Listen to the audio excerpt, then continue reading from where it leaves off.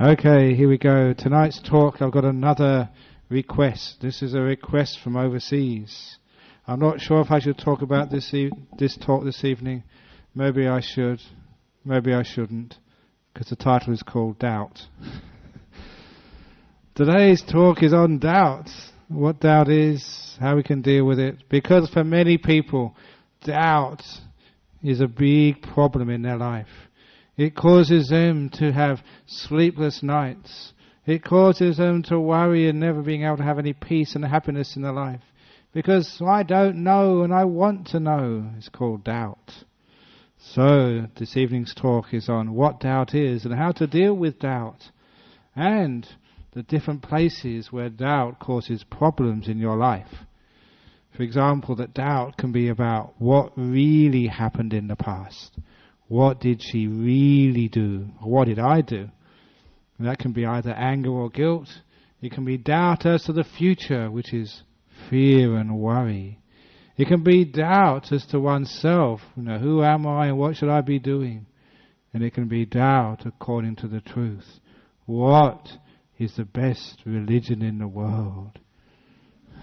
I am going to answer all of those this evening, so hang on to your seats. Here we go. This evening, the first thing is a doubt. I don't know what I'm going to say.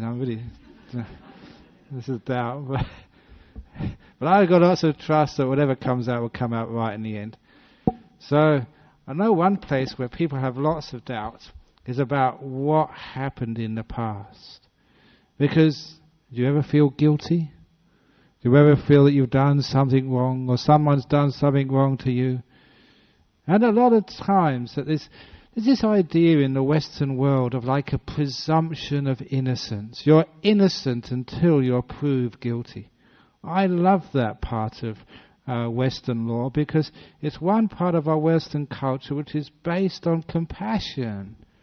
Let's forgive unless you're absolutely, definitely proved guilty beyond a measure of doubt, and give yourself the benefit of that doubt.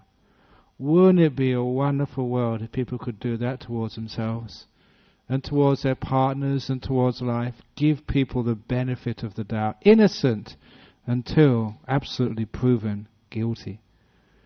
There's an old saying we have in a monastery, because one of the jobs of being an abbot is also being the expert on the monastic rules. And like being a monk, there's many things which you can't do, there's some things you can do. There's an old rule of thumb by monastic rules. If it's not absolutely, definitely, clearly in black and white disallowed, then you can do it. So it has to be definitely black and white, definitely you can't do this, otherwise it's allowable. You always give the benefit of the doubt because of compassion. Compassion is most important. And so the first part where people have doubt is about the past. Who did what, when and how, and what they really meant by that. And my goodness, we can create a lot of pain for ourselves and others by dredging up the past. In Buddhism, we learn very quickly to let go of that past. Why? It's because the past is fraught with doubt. Once it's gone, you can't pick it up again. You can't sort of do anything with it. There's this old Buddhist story about a man, I'm not sure when I last said this story, but a man who came to see his favorite monk and said, "Oh, I feel so bad, I've done a terrible thing. I've said some terrible words to my wife. Can you please somehow help me, great monk, so I can make amends for what I've said? So the bad karma can somehow be removed, so I can be absolved from my bad actions and bad speech." And the monk says, "Okay, but I have to perform a ceremony. It's a very, very rare and special Buddhist ceremony, and for this ceremony I will need a chicken." Lots of the stories about chickens in Buddhism. And he said, "You've got to go to the market and bring me back a chicken. Not a live one, a dead one from the market." But he said, on the way home, on the way from the market to the temple, I want you to pluck that chicken, because I can't use it with all the feathers in. Pluck the chicken on the way home and throw the feathers It's on the side of the path as you come back. They're biodegradable, you're not making a mess. And so he did as he was told. He didn't know why. He went to the market, he bought a chicken, and on the way home he plucked out the feathers and threw them by the side of the road. When he got to the temple, the bird was freshly plucked. He gave it to the monk, and the monk said, "Thank you very much, come back tomorrow morning, and we'll do the second half of the ceremony." He didn't know what this monk was up to. Have I ever asked you to bring me a chicken? This is a special and very rare Buddhist ceremony, very rarely performed these days. But the monk accepted the chicken, put it in his refrigerator, and then the man came the following morning and said, "Venerable, please, can we do the second part of the ceremony? I said some terrible words to my wife. I want to somehow have them absolved." And the monk took out the chicken from the refrigerator, gave it to the man and said, "Now, I want you to retrace your steps back to the market. And on your way, pick up all those feathers you threw away last night and put them back onto the bird exactly where they were before. And only if you can do that are you absolved from your bad speech." He said, "I can't do that. Probably most of those feathers not in there anymore. And anyway, I can't put them back in the bird where they were before." He said, "That's the same with your speech. Once it comes out of your mouth, you can't grab it and put it back in again." Especially a few hours later. So he said, in future you cannot absolve what's come out of your mouth. Once it's out, it's escaped forever. And you have the karmic consequences of what you have said. You can't put the feathers back once you've plucked them from a chicken. So he said, always be careful of what you said. But how do we know what we said in the past, and who said what and why and how? Because one of the great things about the past is once it's out there, it's gone forever. And literally gone. You can't even find those feathers, where they were, or which ones they were. It's the great thing about the past. Even a few moments ago, you're not quite sure exactly what happened. And that's why that to this day I've got an argument with my brother. Which one of us had German measles when we were children? I'm sure it was me. I can actually remember going to see my teacher and he said, "No, you haven't rested enough. Go back and stay another day at home." But my brother was absolutely sure, no, it wasn't me, it was him who had German measles. So we asked our mother, and my mother said, "All I know is that just one of you had, not both." We still don't know. Isn't that the case? The past is so long ago that we can never recapture it and know for sure. It's the nature of the past to be full of doubt. We just cannot know what happened before. It's gone. You think you know, but you don't. What you have done is actually change the past to suit your tendencies of the present. There's one of these great experiments which were done, and I've got the paper in my room down in Serpentine in my monastery. So if anyone really wants to actually check this out, I can bring it next week for you. But because I never knew what I'm going to say when I'm teaching these talks, I never brought it today. But this was an experiment which was done some years ago, and a Canadian psychiatrist was about to retire. And cleaning up his office, he saw some papers. And these were papers which were from one of his earliest assignments when he just graduated as a psychiatrist. He'd interviewed a number of children at school some 30 years previously to find out about their experiences at that time, whether they liked school or they hated school, whether they had a happy home life or was unhappy, whether they were closer to their mother or closer to the father. Even simple questions like, did your parents discipline you? Which one and how? And he had all the results on these papers he'd stored away in his office. He thought, wouldn't it be interesting to trace as many of these children who are now sort of middle-aged, elderly people, And to find out, give them the same questionnaire, ask the same questions again, and see if their memory of their youth correlated with what they said at the time. And he managed to actually track down some 60 or 70 of these children who are now sort of adults, and give them this same test. Were you happy at home? Did you like school? Were you closer to your mother or closer to your father? How did your parents discipline you? Did they spank you? Did they fine you? Did they send you to your room? And what was amazing was those children who said, yeah, my parents spanked me, said, no, they never had corporal punishment. Those who said they never did anything said now they spanked them. One who said they were closer to their mother 30 years ago. In this test, they got the paper there. Now said, no, I was closer to my father. What was fascinating, what this experiment proved, was that you cannot trust your memory. What you said at the time was not how you remembered it. And this is one of the great things to know about memory. That once it's gone, the time has gone, the experience, the event has disappeared, you can never totally recall it. Memory is so uncertain. So anyone who asks you what you did yesterday or the day before, do you really recall that? If somebody says, this is not the first time you did this thing wrong, you say, you don't really know. Said, it's your turn to wash the dishes. I washed it last night. You can't really tell. The past is uncertain.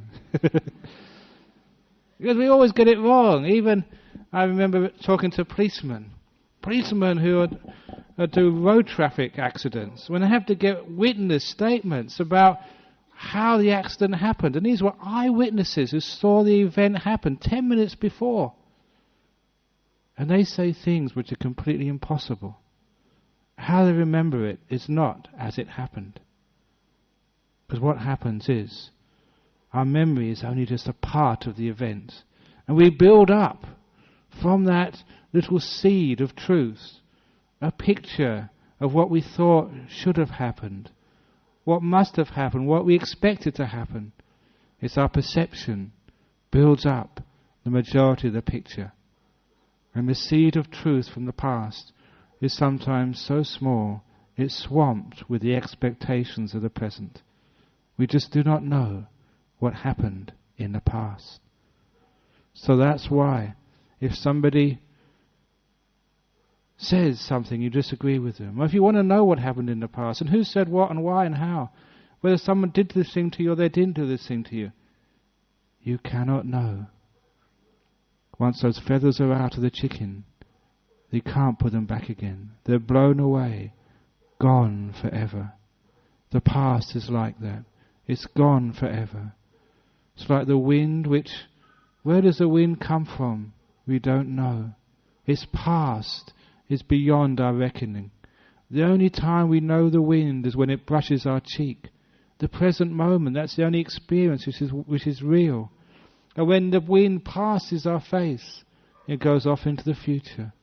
Where it goes, we never can tell. The past is in the future, as the future is by its very nature full of doubt. We simply cannot know. It's marvelous if you can do this, because when you realize the past is beyond your grasp, it's gone forever. That when you start thinking of the past, and when you start delving into the past, and when you want to know what really happened, always remember you cannot be sure. It's uncertain. Its nature is of doubt. So if that happened, give yourself the benefit of the doubt. Think of yourself as having had a happy childhood. Who knows? Don't know if I had a happy childhood or not have a happy childhood. It's beyond my reckoning now, so I might as well give myself the benefit of the doubt and choose a happy childhood for the past. Why not? Because you cannot say, you do not know, it's gone, it's past. Whatever happened to you, give yourself the benefit of the doubt. Who knows what happened? And also, give other people the benefit of the doubt. They did this or they did that. Who knows? Let it go. Imagine when you do this, just how free you are from the burdens of the past. Too many people carry the coffins of the past on top of their head. I call them coffins because it's all dead stuff. And that's why people have headaches. Because they worry about the past. Who did what and who did when and how and who. And who started this anyway? You see that sort of in Palestine and Israel. Who started that anyway? My goodness, you can't say who started it. Chicken and egg stuff. See another chicken story? Will come first, chicken or the egg? You don't know. It's just full of doubt. So because of that, we should really sort of give ourselves the benefit of the doubt and give others the benefit of the doubt. They're innocent until they're proven guilty. And even in the present moment, when somebody says something to you, why do they say that? What are they doing that to me for? Please give them the benefit of the doubt. Who knows why they said that? Who knows what they mean? Very often, I've got it wrong. Haven't you got it wrong sometimes and made a fool of yourself? It comes to my mind several years ago. I was with my mother in London. She was taking me to the railway station to go to an appointment. And it was a Saturday afternoon in a busy part of London when everybody was doing their shopping. And as I was trying to avoid people, I heard someone shout out at me, "Hare Krishna, Hare Krishna." Sometimes they do that to try and stir up the monks, especially people who don't know what monks really are. And I thought that with my mother with me, I'm not going to stand for that. I decided to do to be assertive, actually to do some action, affirmative action. I decided I'm going to go and teach this idiot who doesn't know the difference between a Buddhist monk and a Hare Krishna. And so with my mother in tow, I went up to this fellow. He was wearing a beanie and jeans. It was cold. And I said, "Listen, I'm a Buddhist monk. I'm not Hare Krishna. You should know better." And that's what I said to him, with my mother just behind me. And at that, he took off his beanie. He had a bald head with a little pigtail behind. He said, "Yeah, I know you're a Buddhist monk. I'm Hare Krishna, Hare Krishna, Hare Krishna." And why do those things always happen when your mother is with you? I completely got it wrong. Because I was in a bad mood, I thought that guy was trying to, give me a hard time. Why didn't I give him the benefit of the doubt? When someone calls you Hare Krishna, Hare Krishna, why did I think that he may be a Hare Krishna? I'd have lived a much happier life if I keep doing things like that. Give other people the benefit of the doubt with what they say. And that way, and also, if somebody is really angry at you, give them the benefit of the doubt. They may have had a really hard time that day. When people get angry at you, it is because they are hurting. You all know that story of the fellow. This is another chicken story, one of my favourite stories. I'll go over it briefly because I think I said this 3 or 4 weeks ago. The guy who went to the market because his wife needed some eggs. And he went to the market, first time there, and this guy came up to him, this young man, and called him all sorts of names. You stupid. That's right, I did say this, camel face. Remember the camel face talk a few weeks ago? And then he got so upset because he was so abused, he went back to see his wife. His wife said, "You're back early. Have you got the eggs?" He said, "No." Why? Because this guy came up to me and abused me, called me names. And I don't like being called names in public. I don't like being abused. You like being abused in public? People calling you names in front of everybody else in the market?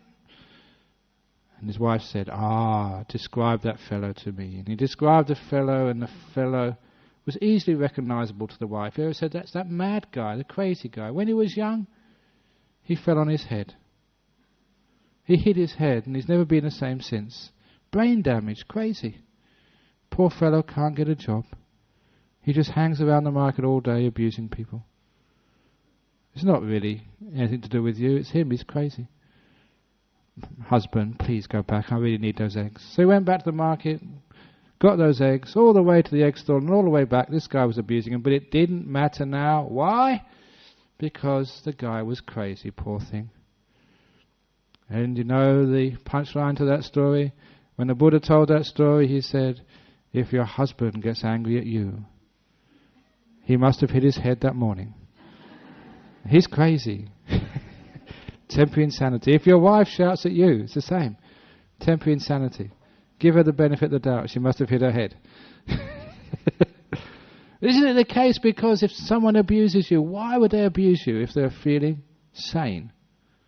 They cannot be sane. Therefore, understand. Give them the benefit of the doubt. They must have hit their head. You don't know why they're saying that to you. So have the benefit of the doubt. And don't get upset. This is actually how we even deal with the problems of the present moment. Give other people the benefit of the doubt, and give yourself the benefit of the doubt as well, which means being kind. Give the future the benefit of the doubt. Who knows what's going to happen next? The future is uncertain.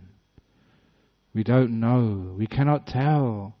Even the great fortune tellers, you know my favorite saying, never trust a poor fortune teller.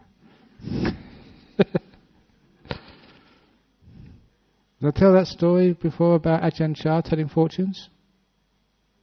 When was the last time I told that? Okay. Yeah. See, I'm full of doubt. I don't know what I told last week and what I'm going to say now.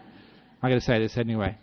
This was actually... Monks aren't supposed to tell fortunes, even though monks have got great powers. And sometimes people come up to monks and say, come on, tell me my fortune.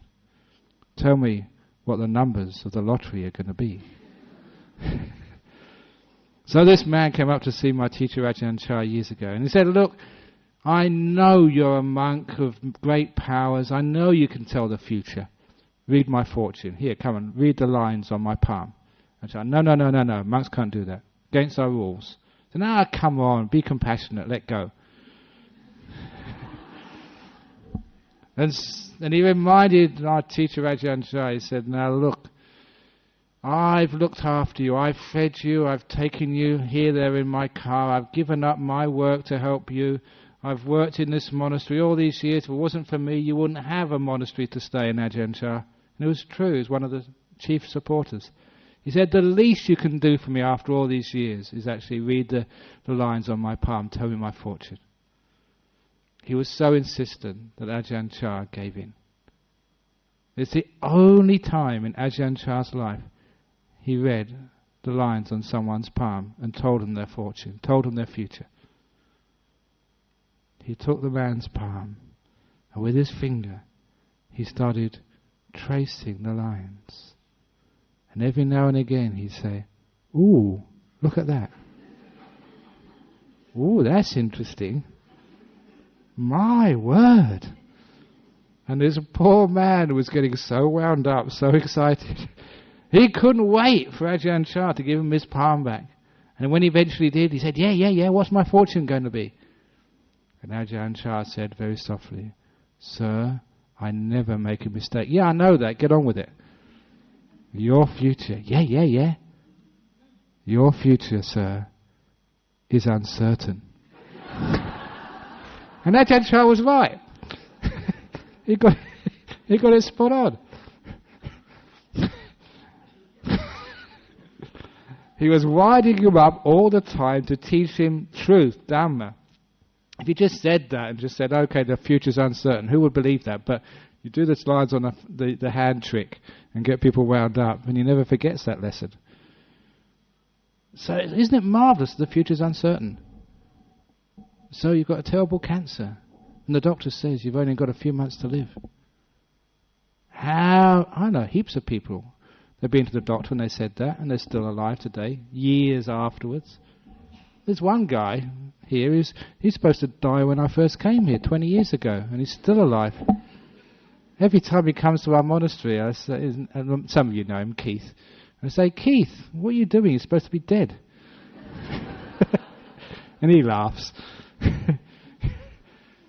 Isn't it so? The future's uncertain. You know that old story? The man who went to see the doctor? The doctor said, you've only got 1 month to live. And he said, doctor, I don't think I can pay your bill within 1 month. Okay, said the doctor, I'll give you 2 months to live then. Well, business is business. Doctors are going to make a living. So you see, the future is uncertain. So isn't it wonderful? Then we don't need to worry. about what's going to happen next. When I get up here and speak, I haven't got a clue what I'm going to say. So isn't it great? I don't need to worry about what I'm going to say. I just tell a few jokes, say a few stories. Now, isn't that how to relax? When you're worried about what's going to happen next, then you always mess up. Isn't that true? When I was in Malaysia recently, people were asking me sort of, how can we make Buddhism more relevant, especially to the youth, to the kids? And I said, well, look, what are the kids interested in?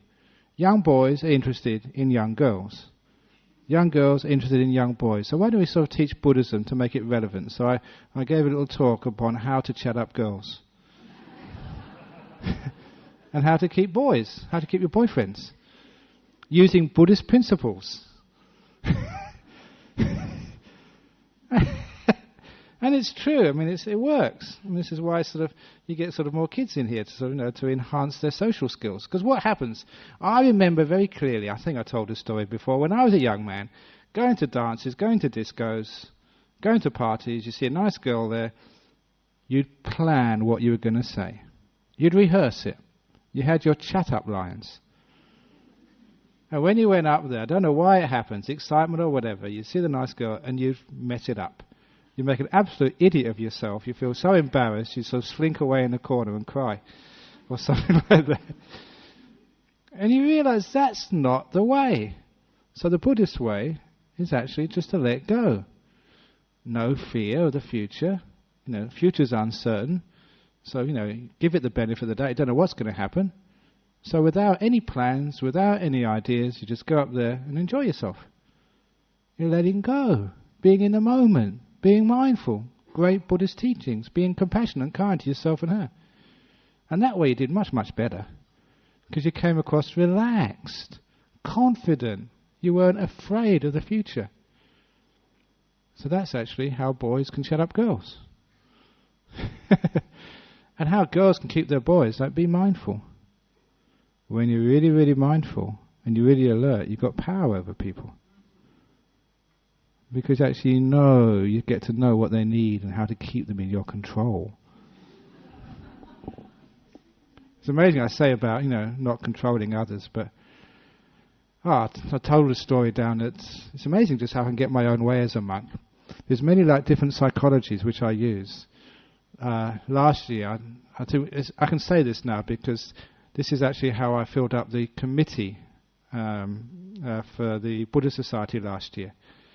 I think we've got enough people on the committee for next year, or at least we've got a good number already. But we needed a vice president last year. And there was one person I saw who I thought would make a very good vice president. She was in our Armadale group, so I went up to her and said, look, why don't you become our vice president next year? And she said, no, I can't, I'm too busy, I've got business to run, I've got a family, look, it's just too much work, I can't do it. So straight away I used my Buddhist psychology and I said, actually I think you're right. Now we should be more kind to people like you and compassionate. Look, it's not right. No, I know now I've asked you, you might feel guilty about this, so I'm going to be very firm with you. You can't come on our committee next year. I ban you. You cannot come. Don't even think about it. You are not allowed. And I left it. She said it was the next day, but I thought it was about 3 or 4 or 5 days. She rang me up and said, why can't I come on your committee? And she was our vice president this year. She fell for it. That was Rachel. Got her on our committee through Buddhist psychology. So it's amazing. If you want to keep your boyfriend or get rid of him, Buddhist psychology will work all the time.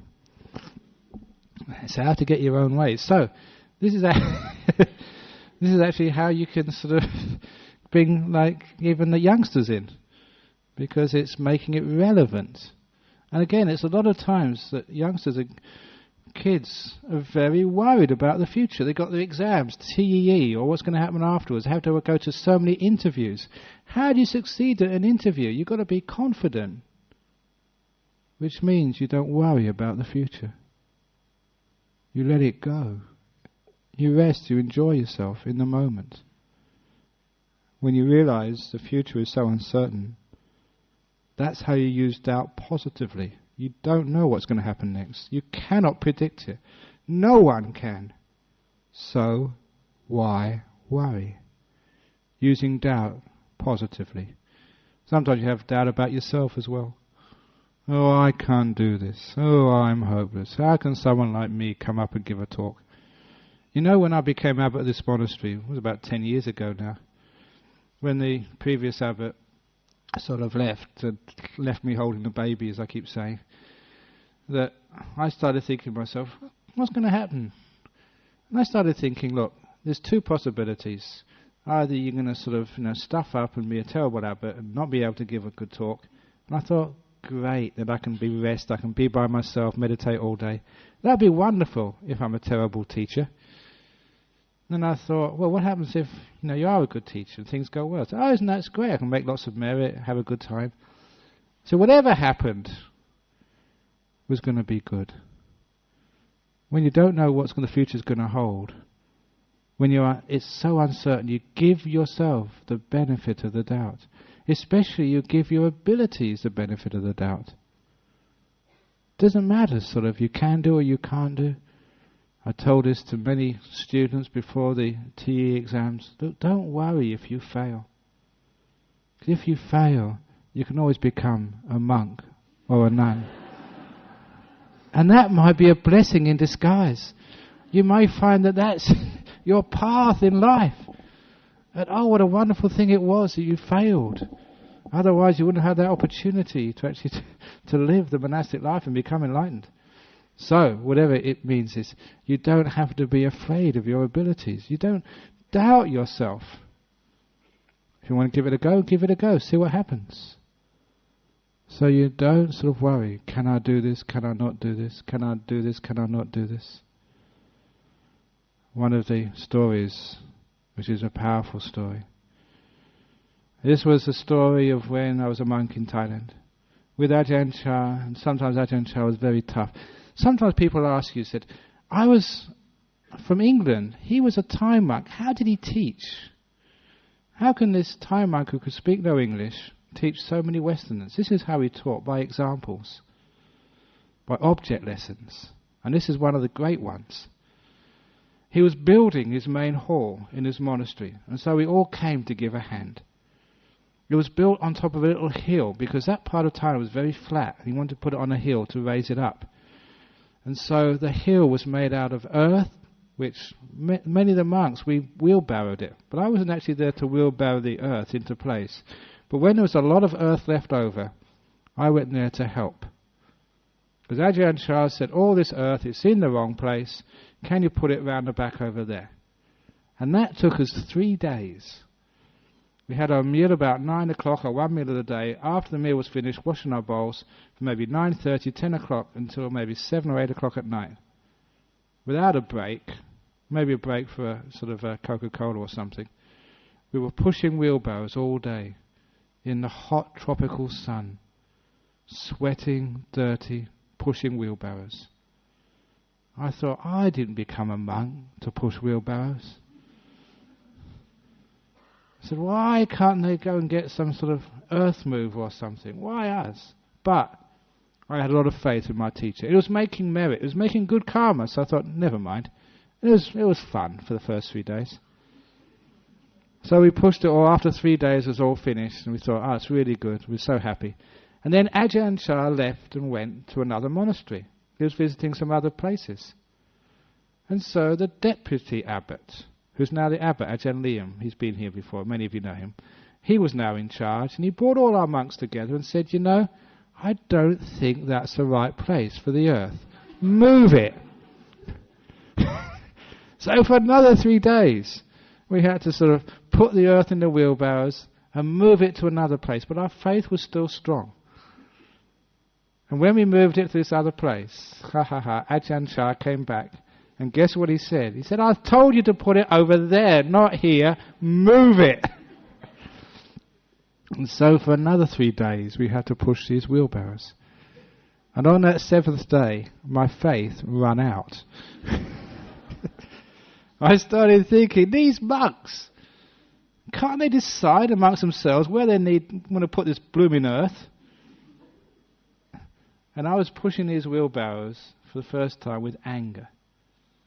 These senior monks, they weren't pushing any wheelbarrows. They were in their huts talking to people all day. It's only little monks like me had to do all the work. This is unfair. And I started complaining. You know what it's like when you complain? So I was complaining like that. And this one monk came up to me. And he said these beautiful words. He said, and this is actually for you and everyone else, about doubting and stuff like that. He said, pushing the wheelbarrow is easy. Thinking about it is hard. That's all he said. And how true that was. Thinking about it was the difficult part. Pushing it was easy. So I stopped thinking. I stopped complaining. I just pushed. And you know that wheelbarrow got lighter. And in 2 or 3 days it was all finished. I was happy.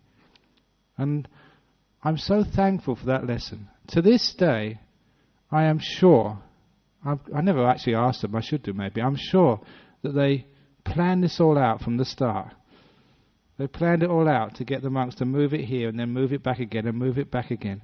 Just actually to test your wisdom, compassion and ability just to be in the moment. Thinking about it is the hard part. Doing it is easy. Whatever it is you're doing in life. So, why doubt yourself? Stop doubting and thinking, can I do this, can I not do this? This new job, can I do it, can I not do it? This new relationship, this new whatever, can I do it, can I not do it? Just don't think about it, just do it. And this talk this evening is sponsored by Just Do It, Nike. Could you actually write to them and get a donation? Yeah. So what we're saying here is like, don't doubt yourself, because here we get into the heart of what doubt is, thinking too much. Because whenever you start thinking, you will always end up in doubt. That's what thinking does. Because thinking promises you that it will find out the truth. That's the con, the deceit of thought. It promises you if you think long enough, you'll find out the answer. All of you who've been thinking all your life, how many of you found the answer now? You never find out the answer through thinking. Thinking just goes around in circles. You think about something. You never think into something. That's why the more you think, the more doubt you will have, because thinking will never get you to the truth. You know why? Because thinking is done in words. Words aren't truth. The simile we have in Buddhism of words is the menu. The menu is words. It's not the food. If you go to your favorite restaurant and order the menu and eat that, you're going to be very hungry. But people do that. They read the books and they worship the books and say that this book is a word of the ultimate. This is absolute truth. Those are just words. There's menus. It's not the truth. I was just saying this to someone before I came in here. The Buddha said that all of the truth, if you go in a library, you can see the Tipitaka, the Buddhist Bible. So many books. You know where that is kept? Not in a bookcase. Not in a library. The Buddha said that all of those teachings can be found in your fathom-long body. They're inside of you. All of those books are just menus. They're pointers, they're maps, which show you your own heart. Really, all those words are just descriptions. Descriptions, pointers to what really is truth. Experience. That's the truth of things. If you just stay in words and signposts, there's always doubts. Because it depends where you're standing. If you're in Serpentine, the signpost to Perth points north. If you're in Fremantle, the signpost to Perth points east. If you're in Queen's Rocks or Joondalup, it points south. Why can't they get these signposts right? The point is that so much it depends from where you're standing. And that's what words are like. They're relative. They're just signposts. They're pointing to the truth. But when you get to Perth or you get to Nollamara, when you get to the Buddhist Society, do you really need to have it described to you in words what it's like on a Friday night here in Nollamara? There are some things you can't put into words. And what you can't put into words, that's where doubt stops. For example, what is it like in your bottom right now? What is the feeling of your bottom against the chair or against the cushion? I like this simile because no one has invented a word yet for bottom feelings. So there you have a feeling you know for yourself. Do you doubt what that feeling is? You know it's true, it's there. But we can't give it a name. Thank goodness you have an experience which hasn't got a name. Because then you stop doubting it. It's real. That's why all of those scriptures, those teachings, those religions, those ideologies, all they're doing is signposts, menus, pointing to the food. When you just stop with the menus, you'll always have doubt. Which menu is the true menu? Which menu is really written by the owner of the restaurant? And which ones are fakes? Who cares? It's the food which is important. I don't care who writes the menus, as long as the food is tasty and it manages to get in my mouth. Isn't that the most important thing in restaurants, is eating? Who cares whether the map is accurate or not, as long as it's good enough to take you to your destination? So this is why all of those words, that's where we stop, we'll always have arguments. We'll never be able to know who's right and who's wrong. Don't think about it. Just do it. This is how we find the truth. So when we ask the question, which is the correct religion? Which is the correct path? What is the answer? Here's one of those stories I haven't told for a long time. This is a story of I think it was an Anglican priest, who on one Sunday sermon, after his sermon, he did what many priests never do. He said, "Any questions?" And when he said any questions, one of the people from the back put their hand up. He was actually a professor from the university. And the priest recognized him straight away. Getting a question from someone like this is bad news. And it was a trouble because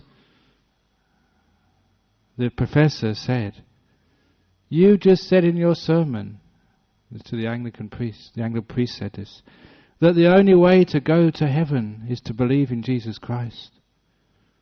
So, what about all those other great good people in the world who have done such wonderful noble acts but did not believe in Jesus? What happens to them?" For example, you've got like the Buddha. He wasn't a Christian. You've got people like Marcus Aurelius. You've got Mahatma Gandhi. You've got Socrates. You've got all these great people in the past. They weren't Christians. And they were great people and good people.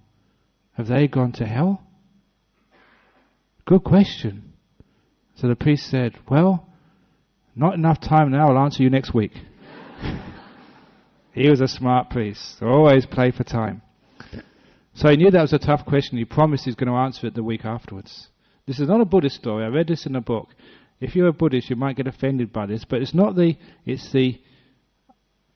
the meaning behind the answer which is most important here.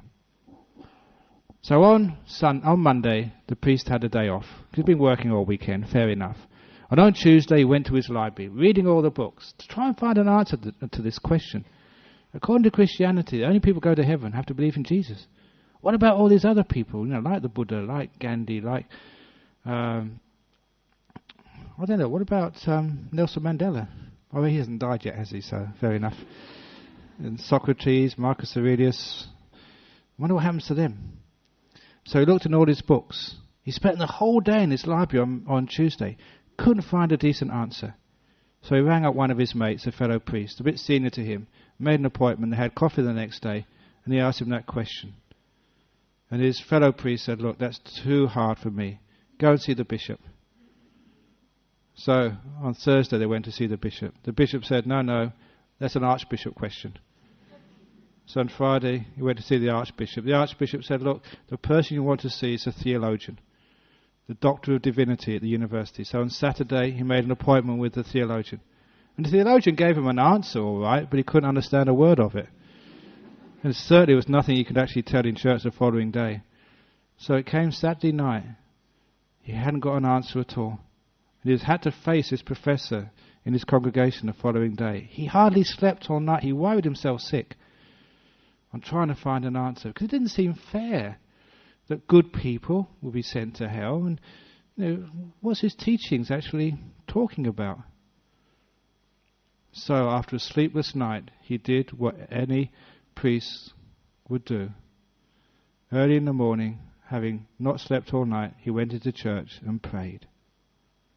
As he was praying, he fell asleep. And in his sleep, he had this dream. One of these dreams which was very clear and precise. The sort of dreams which you might call prophetic dreams. Ones you remember afterwards very clearly when you awake. He dreamt he was in a railway station. And there was a train waiting on the platform. Intuitively he knew where that train was going. But he asked the guard, he said, this train, it wouldn't be going up to heaven, would it? And he said, yes. And seeing you're a religious man, you can go up there for free. So he went up on the train. And in his dream state, it only took a while, just a fraction of a second. And he dreamt the train was pulling into a platform. And on the side of the platform he could read the letters H-E-A-V-E-N. He'd made it, he got up to heaven. When he went outside, just to make sure, the first person he saw was wearing white with this little donut on top of his head. And he said, this place, I said, what's it called? He said, it's heaven, welcome up here. He said, oh, this is really great. This is like the answer to my prayers. Now, I'm going to ask you a couple of questions if you don't mind. First of all, how long have you been up here? And this angel said, I've been up here for so long, thousands of years. And the priest said, you're just the person I need to ask this question. Now, is there anyone up here by the name of Buddha? He said, Buddha? Never heard that name before. No. What about Marcus Aurelius? No, he's not up here. What about Socrates, this Greek guy? No Socrates up here. What about Mahatma Gandhi, this little black fellow? No, he's not up here. Don't know anything about him. He had his answer. Oh, he felt so good. As he walked out onto the train, he was about to get into the train again, but he saw on another platform there's another train. He knew intuitively where that was going as well. But he asked the guard, he said, that second train, would that be going to a place called hell? And the guard said, yes. So he bought a return ticket. You've got to be careful. And in a short while, the train pulled up to this other station. And sure enough, on the side of the wall, the station, H-E-L-L, he'd arrived at hell, because you want to find out, where these actually guys go to. And so when he got out the platform, now this actually wasn't quite what he expected. When he went to heaven, he had to walk and approach somebody. When he went to hell, this fellow came and said, hi, welcome here, and gave him a big hug. Do you want a cup of tea, something to drink, something to eat? He was so friendly and so kind. He said, hang on a minute, please. And I thought this place was hell. He said, oh yeah, it is hell. Now, are you sure you don't want something to drink? He said, hang on. How long you been down here? I've been down here thousands of years. This is really hell? Yeah, this is hell. Look, if you've been here so long, are there people down here called the Buddha? Oh yeah, what a wonderful, peaceful man. Anyone here like Marcus Aurelius? Oh, he's such a great poet and such a... Socrates? Oh, he's just so sharp. How about Mahatma Gandhi? Oh, what a wonderful new addition he is down here. And the priest said, look, I'm really confused, he said. Sort of, according to my tradition, these people should be down here, but hell is supposed to be a place of torment. It's supposed to be a place of agony. And this place is even better than heaven. What's going on here? And the man said, oh, you know, this place used to be like that before the Buddha came down here.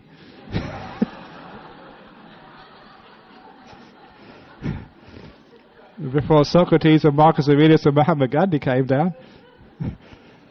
And the moral of that story is, it's not a true story, so don't get offended. The moral of the story is, it's the people which make the place, not the place which makes the people. Isn't that a marvelous answer? It's the people which make the place. It doesn't matter if you call yourself a Christian, a Buddhist, a Hindu or whatever. It depends whether you're a good Christian, whether you're a kind Buddhist, whether you're a wise Hindu, whether you're a gentle Muslim. That's what makes it a heaven. So here we have like a deeper answer. And the reason why people appreciate that story, it goes against what's said in the books. But it really rhymes with what you know in your heart, as what truth is. What reality is. The books are only the menus. I've just given you a meal. And this is actually how we overcome doubt once and for all. Forget the words, forget the books, forget all that you were taught and told, because all those things were just pointing to what you should know in your own heart, from your own clear experience of life. If ever I have a doubt, knowing what to do, should I do this, should I do that, I always make my mind quiet, as silent as I possibly can, and just feel inside. And there I know what's right, what's wrong. There I know what to do. People call that intuition. I call it more like, I just was writing a little article today, total listening. That's how you find what truth is. You go beyond doubt. Total listening is where you're listening to life with everything you've got. If you're talking, you can't be listening. If you're thinking, you're not really paying attention. You're either hearing the thoughts or you're hearing life. The old story, Lao Tzu, going on a walk one day with one of his disciples. A golden rule, on the walk with the great Taoist teachers, you weren't allowed to say a word. However, they came to a hill. It was sunset. It was a gorgeous sunset.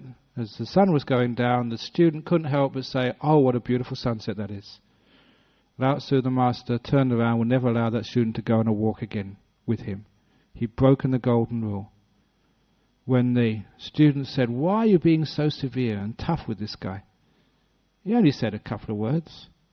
And Lao Tzu said this very, very wise thing.